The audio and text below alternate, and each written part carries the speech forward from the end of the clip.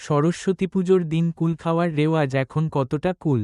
কেউ বলেন এসব নিছক কথার কথা, তবে এ নিয়ে জনশ্রুতিও রয়েছে। লোকমুখে প্রচলিত এক কাহিনী জানায়, দেবী সরস্বতীকে তুষ্ট করতে মহামুনি ব্যাসদেব নাকি তপস্যা করতে বসেছিলেন। তপস্যা শুরু করার আগে একটি কুলের বীজ রেখে মা সরস্বতী বলেছিলেন, যতদিন না এই বীজ অঙ্কুরিত হয়ে সেখান থেকে গাছ বড় হচ্ছে, ততদিন তপস্যা চালিয়ে যেতে হবে। সেই গাছ থেকে একটি পাকা কুল যে দিন ব্যাসদেবের মাথায় এসে পড়বে, সে দিনই তপস্যা ভঙ্গ করা যাবে। সেই নিয়ম মেনেই একদিন তপস্যারত ব্যাসদেবের মাথায় হঠাৎ করে সেই গাছ থেকে পাকা কুল এসে পড়ে। ঘটনাচক্রে সেই দিনটি ছিল বসন্ত পঞ্চমী। তারপরেই কি মহাভারত টহাভারত? লোককথা কিন্তু সে বিষয়ে নীরব। কুল খাওয়া এখনকার দিনে তরুণ প্রজন্মের কাছে ততটাও কুল বিষয় নয়।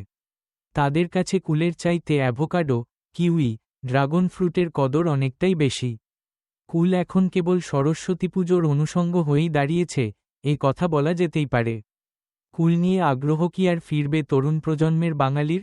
ব্লুবেরি, স্ট্রবেরির ভিড়ে কি নিজের জায়গা আবারও ফিরে পাবে বাঙালির একান্ত নিজস্ব কুল বেরি? প্রশ্ন কিন্তু থেকে যাচ্ছে।